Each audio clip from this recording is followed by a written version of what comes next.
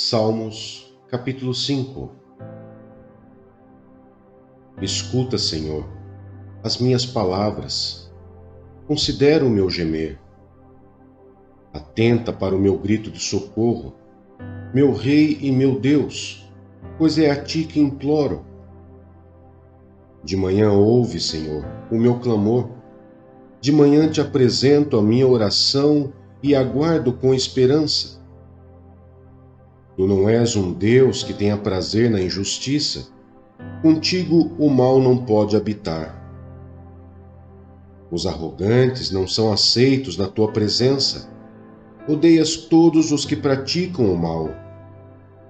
Destróis os mentirosos, os assassinos e os traiçoeiros, o Senhor detesta.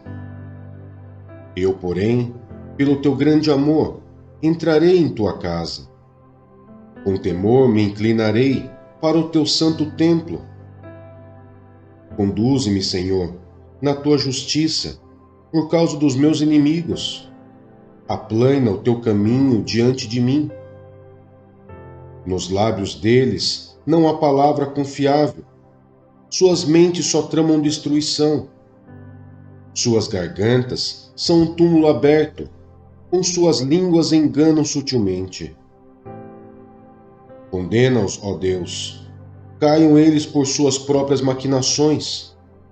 Expulsa-os por causa dos seus muitos crimes, pois se rebelaram contra ti. Alegrem-se, porém, todos os que se refugiam em ti. Cantem sempre de alegria. Estende sobre eles a tua proteção. Em ti exulte os que amam o teu nome. Pois tu, Senhor, abençoas o justo. O teu favor o protege como um escudo.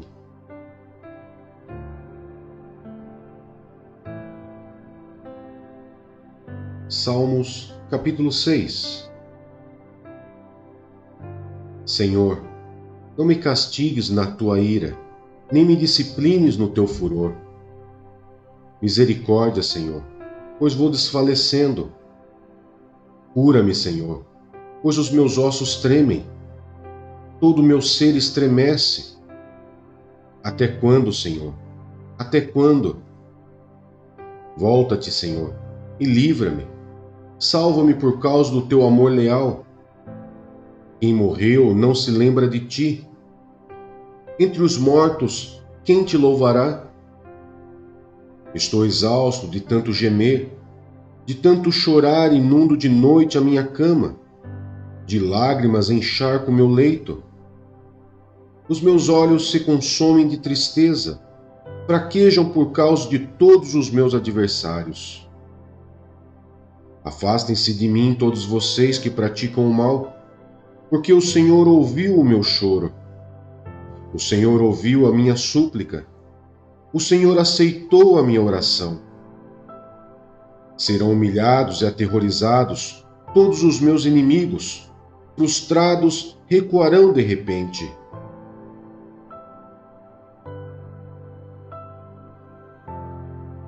Salmos, capítulo 7.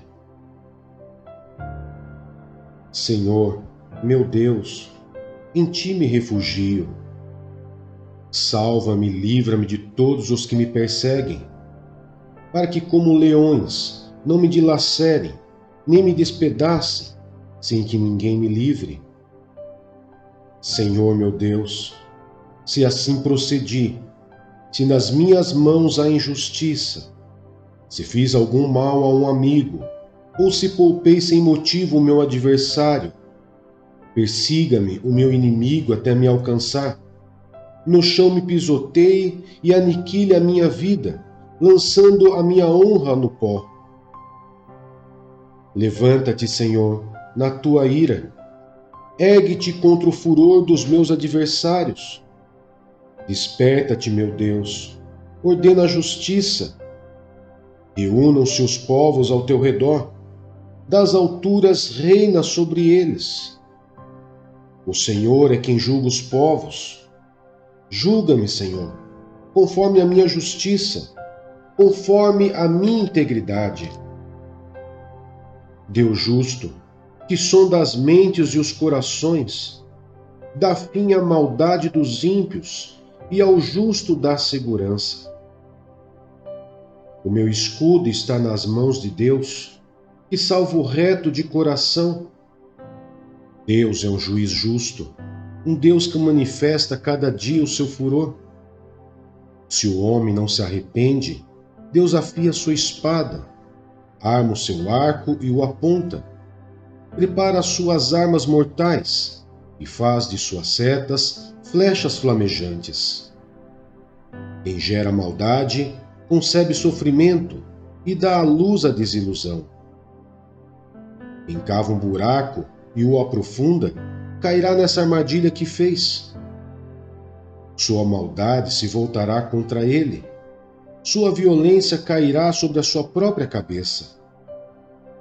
Darei graças ao Senhor por sua justiça. Ao nome do Senhor Altíssimo cantarei louvores.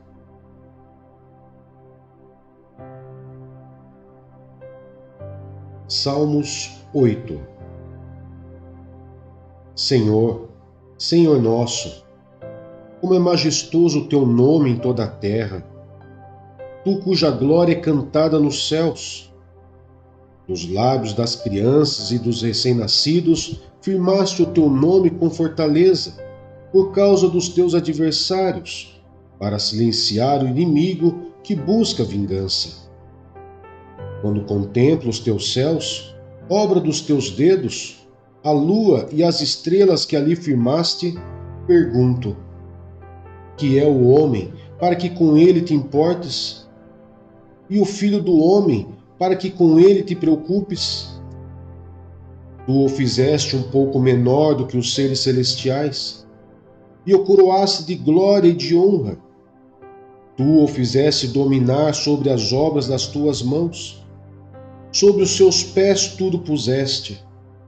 Todos os rebanhos e manadas, e até os animais selvagens, as aves do céu e os peixes do mar, e tudo o que percorre as veredas dos mares. Senhor, Senhor nosso, como é majestoso o teu nome em toda a terra.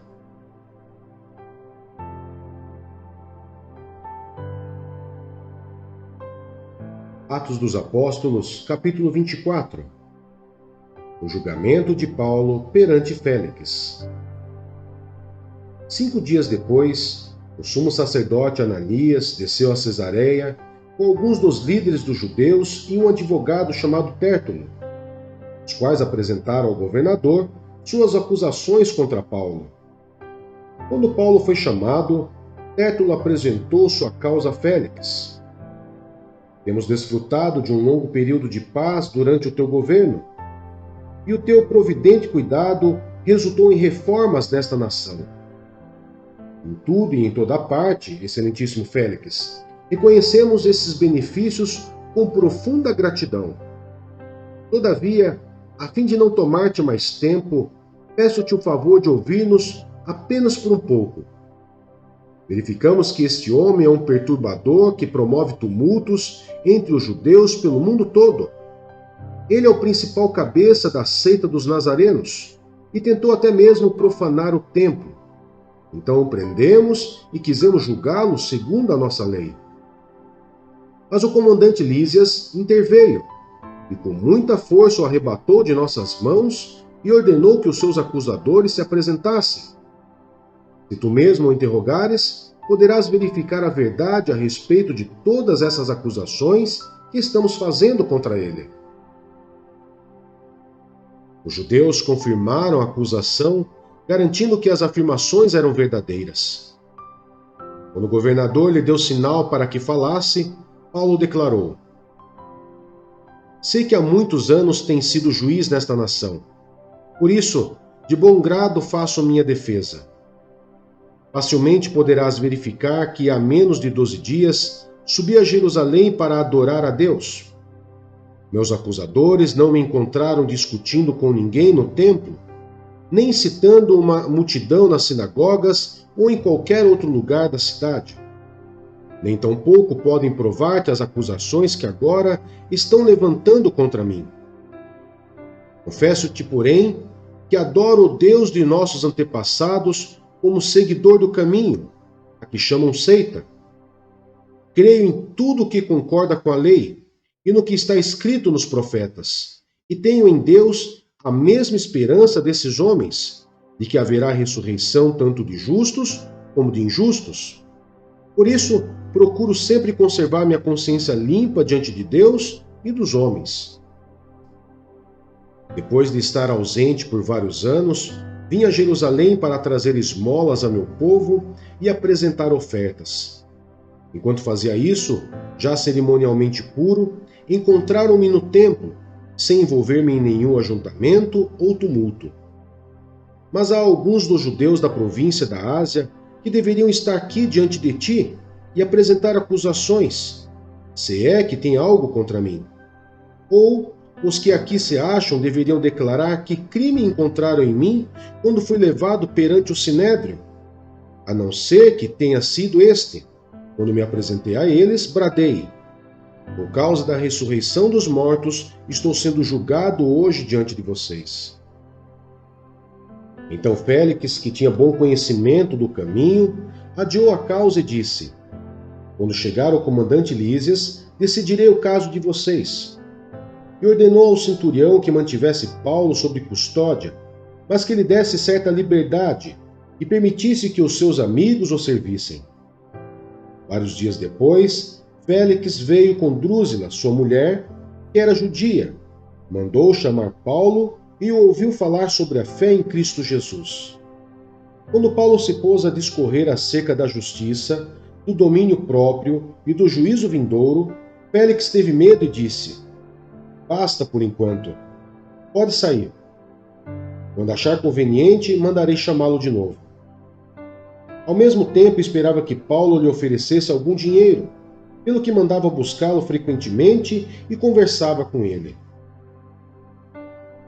Passados 2 anos, Félix foi sucedido por Pórcio Festo. Todavia, porque desejava manter a simpatia dos judeus, Félix deixou Paulo na prisão.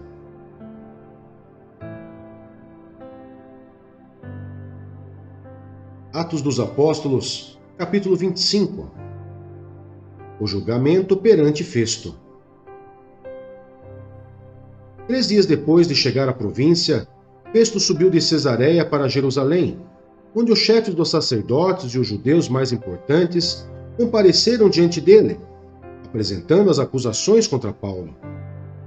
Pediram a Festo o favor de transferir Paulo para Jerusalém, contra os interesses do próprio Paulo, pois estavam preparando uma emboscada para matá-lo no caminho.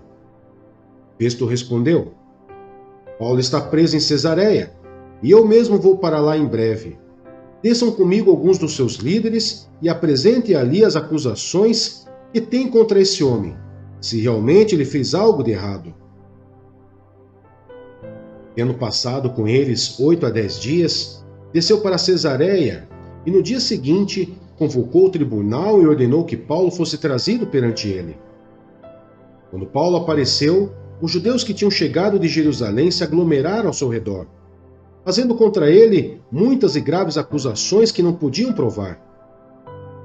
Então Paulo fez sua defesa: nada fiz de errado contra a lei dos judeus, contra o templo ou contra César. Festo, querendo prestar um favor aos judeus, perguntou a Paulo: você está disposto a ir a Jerusalém e ali ser julgado diante de mim acerca destas acusações? Paulo respondeu: estou agora diante do tribunal de César, onde devo ser julgado. Não fiz nenhum mal aos judeus, como bem sabes. Se de fato sou culpado de ter feito algo que mereça pena de morte, não me recuso a morrer. Mas se acusações feitas contra mim por esses judeus não são verdadeiras, ninguém tem o direito de me entregar a eles. Apelo para César. Depois de ter consultado seus conselheiros, Festo declarou: você apelou para César irá. Festo consulta o rei Agripa. Alguns dias depois, o rei Agripa e Berenice chegaram a Cesareia para saudar Festo. Visto que estavam passando muitos dias ali, Festo explicou o caso de Paulo ao rei. há aqui um homem que Félix deixou preso.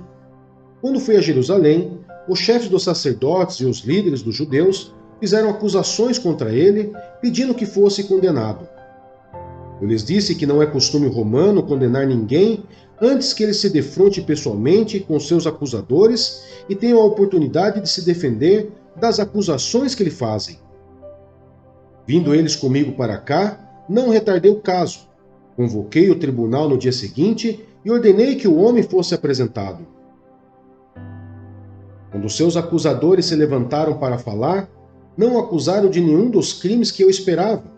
Ao contrário, tinham alguns pontos de divergência com ele acerca de sua própria religião e de um certo Jesus, já morto, o qual Paulo insiste que está vivo. Fiquei sem saber como investigar tais assuntos. Por isso perguntei-lhe se ele estaria disposto a ir a Jerusalém e ser julgado ali acerca dessas acusações. Apelando Paulo para que fosse guardado até a decisão do imperador, ordenei que ficasse sob custódia até que eu pudesse enviá-lo a César. Então Agripa disse a Festo: eu também gostaria de ouvir esse homem. Ele respondeu: amanhã o ouvirás. Paulo perante Agripa. No dia seguinte, Agripa e Berenice vieram com grande pompa e entraram na sala de audiência com os altos oficiais e os homens importantes da cidade. Por ordem de Festo, Paulo foi trazido. Então Festo disse: ó rei Agripa e todos os senhores aqui presentes conosco, vejam este homem. Toda a comunidade judaica me fez petições a respeito dele em Jerusalém e aqui em Cesareia, gritando que ele não deveria mais viver. Mas verifiquei que ele nada fez que mereça a pena de morte. Todavia, porque apelou para o imperador, decidi enviá-lo a Roma. No entanto, não tenho nada definido a respeito dele para escrever a sua majestade. Por isso, eu o trouxe diante dos senhores, especialmente diante de ti, rei Agripa, de forma que, feita esta investigação, eu tenha algo para escrever. Pois não me parece razoável enviar um preso sem especificar as acusações contra ele.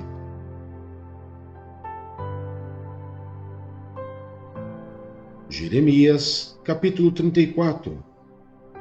Advertência a Zedequias. Quando Nabucodonosor, rei da Babilônia, todo o seu exército e todos os reinos e povos do império que ele governava lutavam contra Jerusalém e contra todas as cidades ao redor, o Senhor dirigiu esta palavra a Jeremias. Assim diz o Senhor, o Deus de Israel: vá ao rei Zedequias de Judá e lhe diga: assim diz o Senhor: estou entregando esta cidade nas mãos do rei da Babilônia, e ele a incendiará. Você não escapará, mas será capturado e entregue nas mãos dele. Com seus próprios olhos você verá o rei da Babilônia, e ele falará com você face a face, e você irá para a Babilônia. Ouça, porém, a promessa do Senhor, ó Zedequias, rei de Judá. Assim diz o Senhor a seu respeito: você não morrerá à espada, mas morrerá em paz. E assim como o povo queimou incenso em honra aos seus antepassados, os reis que o precederam também queimarão incenso em sua honra e se lamentarão clamando: ah, meu Senhor! Sim, eu mesmo faço essa promessa, declara o Senhor. O profeta Jeremias disse todas essas palavras ao rei Zedequias de Judá, em Jerusalém, enquanto o exército do rei da Babilônia lutava contra Jerusalém e contra as outras cidades de Judá que ainda resistiam, Laques e Azeca, pois só restaram essas cidades fortificadas em Judá. Liberdade para os escravos. O Senhor dirigiu a palavra a Jeremias, depois do acordo que o rei Zedequias fez com todo o povo de Jerusalém, proclamando a liberdade dos escravos. Todos teriam que libertar seus escravos e escravas hebreus. Ninguém poderia escravizar um compatriota judeu. Sim, todos os líderes e o povo que firmaram esse acordo de libertação dos escravos concordaram em deixá-los livres e não mais escravizá-los. O povo obedeceu e libertou os escravos. Mas depois disso mudou de ideia e tomou de volta os homens e as mulheres que havia libertado e tornou a escravizá-los. Então o Senhor dirigiu a palavra a Jeremias, dizendo: Assim diz o Senhor, o Deus de Israel: Fiz uma aliança com seus antepassados, quando os tirei do Egito, da terra da escravidão. Eu disse: A fim de 7 anos, cada um de vocês libertará todo compatriota hebreu que se vendeu a vocês. Depois que ele o tiver servido por 6 anos, você o libertará. Mas os seus antepassados não me obedeceram, nem me deram atenção. Recentemente, vocês se arrependeram e fizeram o que eu aprovo. Cada um de vocês proclamou liberdade para os seus compatriotas. Vocês até fizeram um acordo diante de mim, no templo que leva o meu nome. Mas agora, vocês voltaram atrás e profanaram o meu nome, pois cada um de vocês tomou de volta os homens e as mulheres que tinham libertado. Vocês voltaram a escravizá-los. Portanto, assim diz o Senhor: Vocês não me obedeceram, não proclamaram libertação, cada um para o seu compatriota e para o seu próximo. Por isso, eu agora proclamo libertação para vocês, diz o Senhor, pela espada, pela peste e pela fome. Farei com que vocês sejam objeto de terror para todos os reinos da terra. Entregarei os homens que violaram a minha aliança e não cumpriram os termos da aliança que fizeram na minha presença, quando cortaram o bezerro em 2 e andaram entre as partes do animal, isto é, os líderes de Judá e de Jerusalém, os oficiais do palácio real, os sacerdotes e todo o povo da terra que andou entre as partes do bezerro.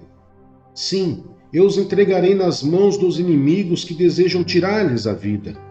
Seus cadáveres servirão de comida para as aves e para os animais. Eu entregarei Zedequias, rei de Judá, e os seus líderes nas mãos dos inimigos que desejam tirar-lhes a vida, e do exército do rei da Babilônia, que retirou o cerco de vocês. Darei a ordem, declara o Senhor, e os trarei de volta a esta cidade. Eles lutarão contra ela e vão conquistá-la e incendiá-la. Farei com que as cidades de Judá fiquem devastadas e desabitadas.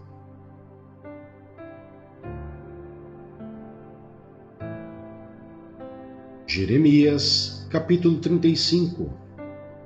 Os Recabitas. Durante o reinado de Jeoaquim, filho de Josias, rei de Judá, o Senhor dirigiu esta palavra a Jeremias: Vá à comunidade dos Recabitas, convide-os a vir a uma das salas do templo do Senhor e ofereça-lhes vinho para beber. Então busquei Jazanias, filho de Jeremias, filho de Abazinias, seus irmãos, e todos os seus filhos e toda a comunidade dos Recabitas. E eu os levei ao templo do Senhor, à sala dos filhos de Anã, filho de Gigdalias, homem de Deus. A sala ficava ao lado da sala dos líderes e debaixo da sala de Maceias, filho de Salum, o porteiro. Então coloquei vasilhas cheias de vinho e alguns copos diante dos membros da comunidade dos Recabitas e lhes pedi que bebessem. Eles, porém, disseram: Não bebemos vinho porque o nosso antepassado Jonadab, filho de Recabe, nos deu esta ordem. Nem vocês nem os seus descendentes beberão vinho. Vocês não construirão casas nem semearão, não plantarão vinhas nem as possuirão, mas vocês sempre habitarão em terras. Assim, vocês viverão por muito tempo na terra da qual são nômades.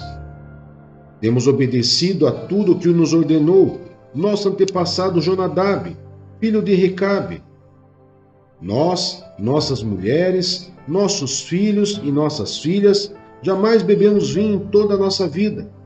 Não construímos casa para nossa moradia, nem possuímos vinhas, campos ou plantações.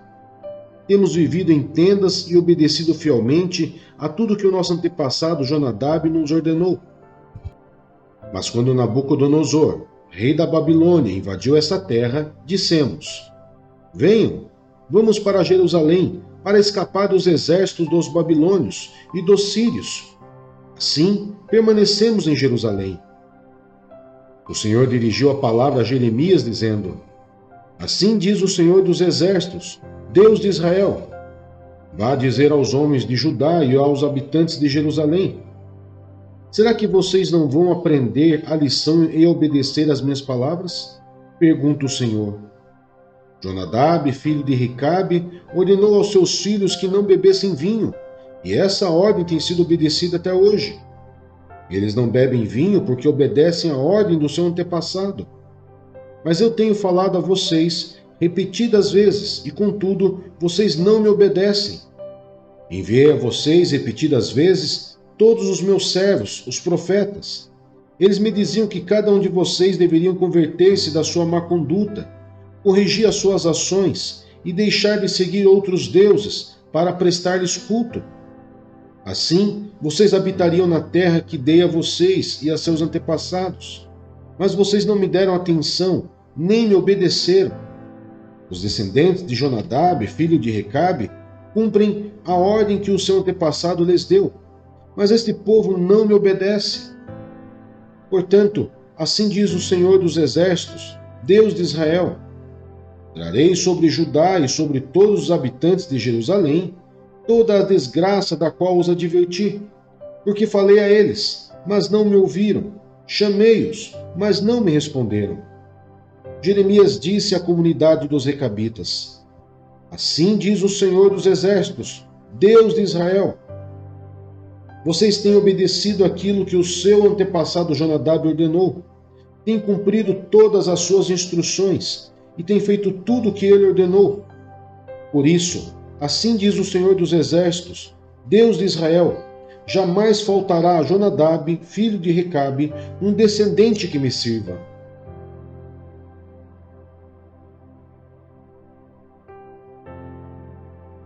Juízes, capítulo 20. A guerra entre os israelitas e os benjamitas.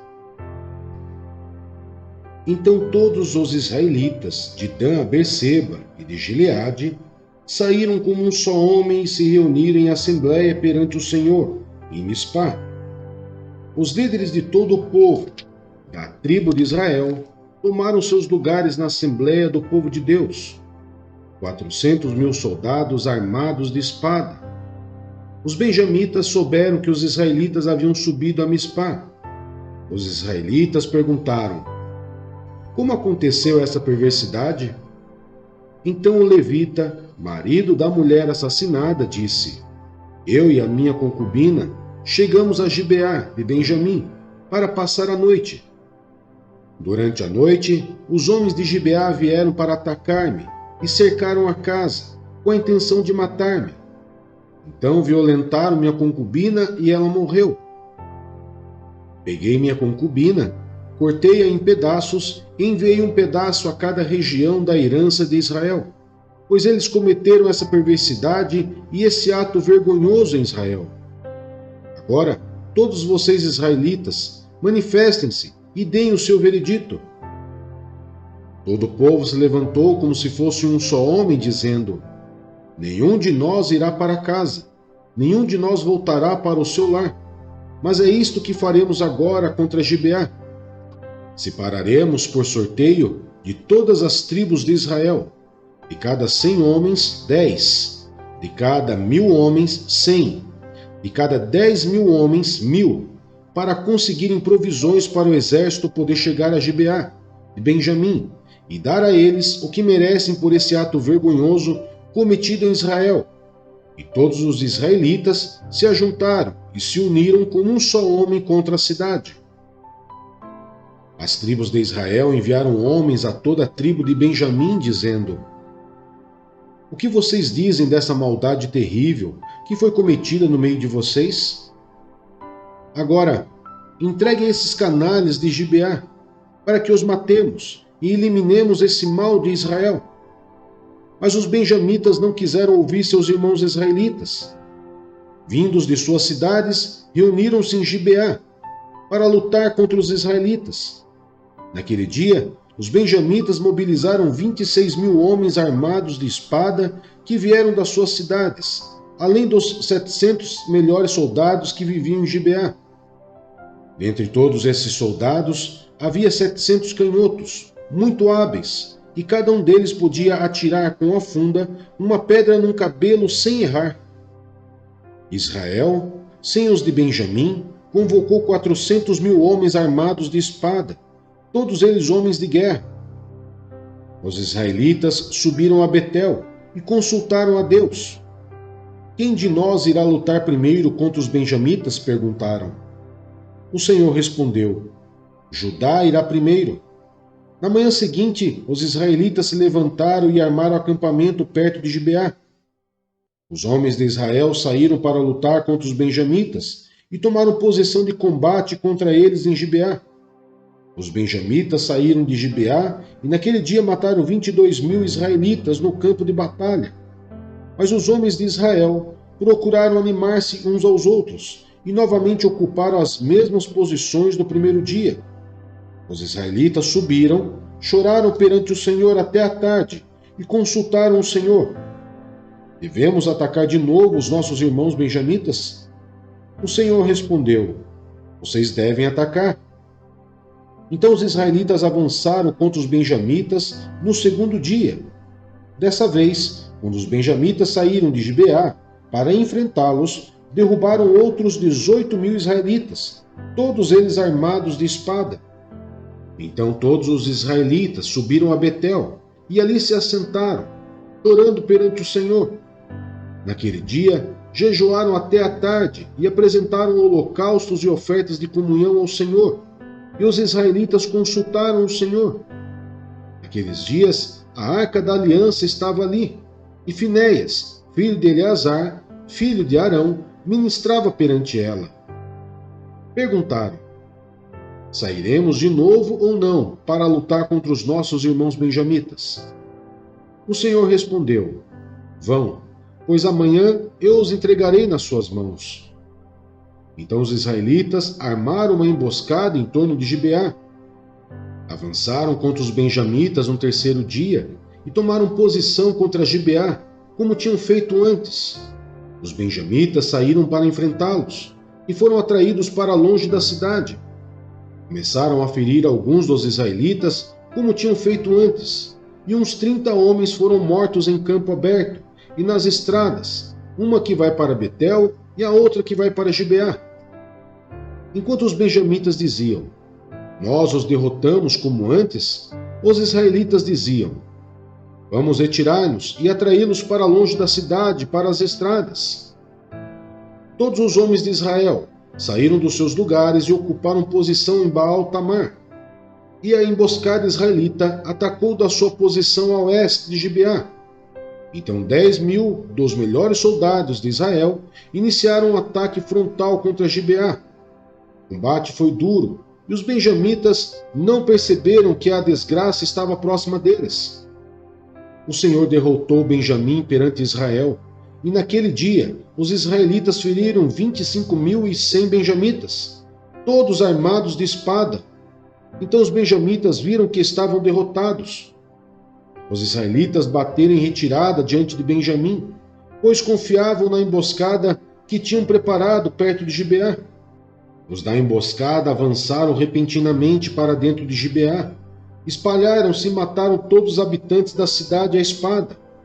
Os israelitas tinham combinado com os da emboscada que esses fariam subir da cidade uma grande nuvem de fumaça. Então os israelitas voltariam a combater.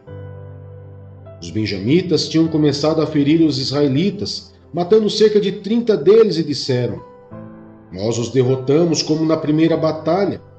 Mas, quando a coluna de fumaça começou a se levantar da cidade, os benjamitas se viraram e viram a fumaça subindo ao céu. Então os israelitas se voltaram contra eles, e os homens de Benjamim ficaram apavorados, pois perceberam que a sua desgraça havia chegado. Assim, fugiram da presença dos israelitas, tomando o caminho do deserto, mas não conseguiram escapar do combate. E os homens de Israel, que saíram das cidades, os mataram ali. Cercaram os benjamitas e os perseguiram, e facilmente os alcançaram nas proximidades de Gibeá, do lado leste.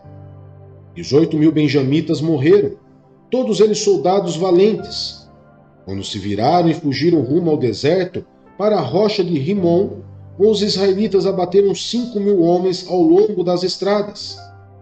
Até Gidom, eles pressionaram os benjamitas e mataram mais de 2.000 homens. Naquele dia, 25.000 benjamitas que portavam espada morreram, todos eles soldados valentes. 600 homens, porém, viraram as costas e fugiram para o deserto, para a rocha de Rimon, onde ficaram durante 4 meses. Os israelitas voltaram a Benjamim e passaram todas as cidades à espada, matando inclusive os animais e tudo o que encontraram nelas, e incendiaram todas as cidades por onde passaram.